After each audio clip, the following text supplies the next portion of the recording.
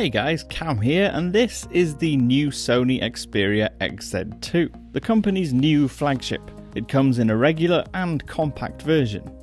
This is Sony's first 18:9 ratio screened flagship, and while only Full HD Plus resolution, the display is HDR compatible on both phones, although one is 5 inches and the other is 5.7 inches. It's on the back you'll notice the other differences between them.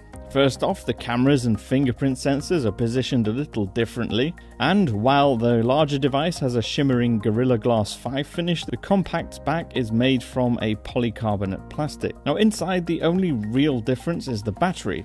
It's 3,180 mAh versus 2,870. Apart from that, they're surprisingly similar. Both have the Snapdragon 845 processor and 4GB of RAM inside, and the same 64GB of storage that's expandable via microSD card. Both can be charged wirelessly or using the Type-C port. Sadly for some of you, there is no 3.5mm jack.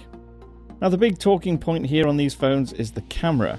This is the first smartphone camera capable of shooting HDR video. That's a big deal. It's also 19 megapixels and can shoot super slow 960 frames per second slow-mos, and it can do this at full HD resolution. There's also this cool 3D scanning feature that lets you create digital renderings of faces and objects.